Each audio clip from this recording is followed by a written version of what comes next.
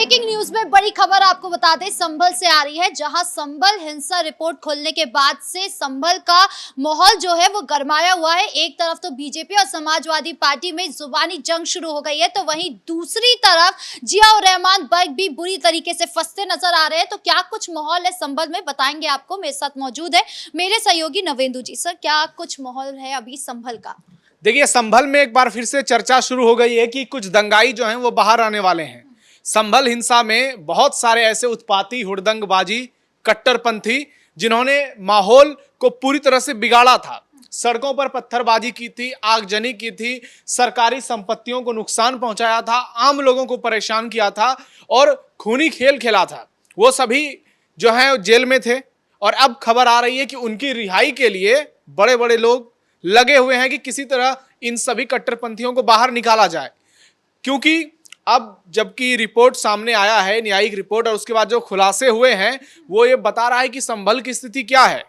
और आज योगी आदित्यनाथ जब संभल में कानून व्यवस्था की पुख्ता होने की बात करते हैं, उस बीच में ये खबर आती है कि कुछ बड़े बड़े लोग जो हैं वो दंगाइयों को जेल से बाहर निकालने की कोशिश में लगे हुए हैं। तो ये बताता है कि जो षड्यंत्रकारी हैं अभी भी उनका मन नहीं भरा है। वो चाह रहे हैं कि किसी तरह संभल का माहौल और खराब किया जाए। अगर ये सभी अराजक तत्व बाहर आते हैं तो ये शांत नहीं बैठेंगे, ये फिर से इसी तरह आपस में मिलेंगे जुलेंगे, उसके बाद ये संभल के खिलाफ षड्यंत्र करेंगे, ये विभाजनकारी नीति अपनाएंगे, फिर से 24 नवंबर 2024 को दोहराने की साजिश रचेंगे। और ये उनका पूरा प्लान है और इसमें बड़े बड़े नाम शामिल हैं।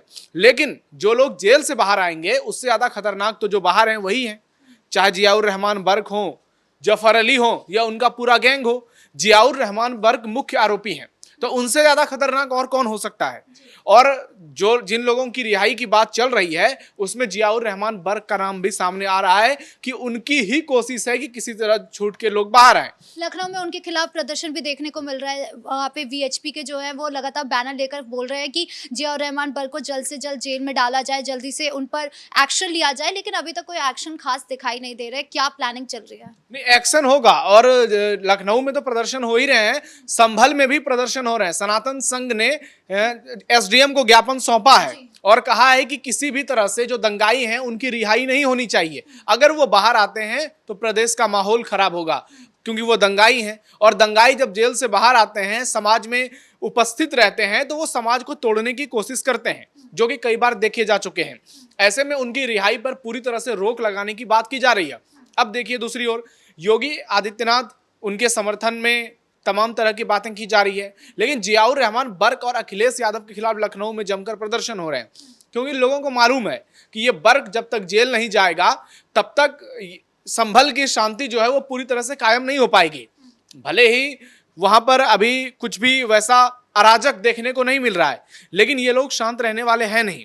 ये कुछ न कुछ ऐसा करेंगे जो कि वहां पर माहौल खराब हो, तुष्टीकरण की सियासत जो है वो हावी हो और हिंदू बना मुस्लिम की पॉलिटिक्स एक बार फिर से देखने को मिले। सीएम योगी का भी बयान सामने आया, उन्होंने भी संभल को लेकर काफी कुछ बोला। उन्होंने कहा कि तुष्टीकरण नहीं होने देंगे, अब संतुष्टीकरण होगा, इस तरीके की बात करी। और साथ ही पलायन को लेकर भी कहा कि जैसे हिंदू पलायन कर गए थे, अब जिन्होंने अराजकता फैलाने की कोशिश करी है उनका पलायन होने वाला है। और क्या कुछ बोला है? हाँ, उन्होंने सबसे बड़ी बात यही कही है कि जो लोग अब संभल में हिंदुओं को पलायन कराने की कोशिश करेंगे, अब उनका पलायन होगा। योगी आदित्यनाथ ने संभल को लेकर बहुत सारी बातें की। उन्होंने सीधे सीधे दंगाइयों पर निशाना साधा, उन्होंने माफिया मुक्त प्रदेश की बात की, उन्होंने बताया कि कैसे उनकी सरकारों में उत्तर प्रदेश दंगा मुक्त हुआ है और संभल में पिछले 75-80 सालों में कैसे अराजक तत्वों ने दंगों की साजिश की। उन्होंने कई दंगों का जिक्र किया, उन्होंने संभल सांसद पर निशाना साधा और योगी आदित्यनाथ ने साफ कर दिया कि अब अगर संभल में कोई कानून व्यवस्था बिगाड़ने की कोशिश करेगा तो उसको योगी मॉडल के तहत उसका इलाज किया जाएगा। उन्होंने डेमोग्राफी को लेकर भी बड़ी बात करी। उन्होंने कहा कि जो डेमोग्राफी अभी बदली है, हिंदुओं को जो है पूरा समाप्त करने की कोशिश जो की गई है, अब उसको हम होने नहीं देंगे आगे। बहुत बड़ी बात है ये, जो इसमें आए हैं रिपोर्ट में कि संभल महानगर पालिका की सिर्फ 15% वहां पर हिंदू रह गए हैं, ये बताता है कि संभल की स्थिति जो है वो पश्चिम बंगाल या फिर असम के सीमावर्ती इलाकों जैसी हो गई है। मुर्शिदाबाद में जैसे 70% हिंदू हो गए हैं, बहुत सारे उत्तर 24 परगना, दक्षिण 24 परगना, नादिया है, मालदा है, उसके बाद असम का धुबरी है जहां पर करीब 75% से ज्यादा मुसलमानों की आबादी है।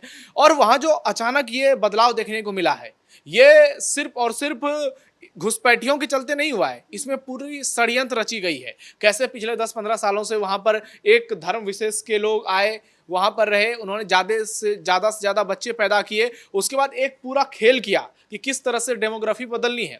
और जैसे जैसे मुसलमानों की जनसंख्या बढ़ी, हिंदू जो है धीरे धीरे पलायन करने लगे। और ये इतिहास रहा है कि जहां मुस्लिम ज्यादा हुए हैं वहां से हिंदू पलायन करते ही करते हैं। वहीं आप दूसरी ओर देख लीजिए, 100 हिंदुओं के बीच में एक मुस्लिम का घर जो है कहीं भी पूरे भारत में वो सुरक्षित है, वो अच्छे से रह रहा है। लेकिन जहां पर ज्यादा मुसलमान हैं वहां पर एक हिंदुओं को सरवाइव करना बहुत मुश्किल होता है, एक नहीं बल्कि कई। अगर आप संभल का उदाहरण लें तो संभल की क्या स्थिति है सबने देखी कि 75 साल लग गए, वहां पर रामनवमी की शोभा यात्रा नहीं निकल पाई। इसी तरह बंगाल और असम के कुछ इलाके हैं, झारखंड के कुछ इलाके हैं। असम में तो हिमंता बिस्वा शर्मा दमदार प्रदर्शन कर रहे हैं बतौर सीएम, लेकिन झारखंड, केरल और पश्चिम बंगाल के कुछ इलाके हैं जहां पर मुस्लिम बहुल होने के चलते हिंदुओं के साथ बहुत अत्याचार होता है। उनको पर्व त्योहार नहीं मनाने दिया जाता है, उनको सड़कों पर खुलेआम धार्मिक किसी भी कार्यक्रम की इजाजत नहीं होती है, यहां तक कि शुक्रवार की छुट्टी घोषित कर दी गई है कई जगह पर। तो यह बताता है कि जहां पर मुस्लिम ज्यादा होंगे, कट्टर मुसलमान, वहां पर हिंदुओं के लिए सरवाइव करना बहुत मुश्किल होगी। और अभी जो प्यू रिसर्च के आंकड़े आए थे कुछ दिन पहले, वो बताता है कि 2050 तक भारत में मुसलमानों की जनसंख्या जो है वो पूरे विश्व में सबसे ज्यादा होगी।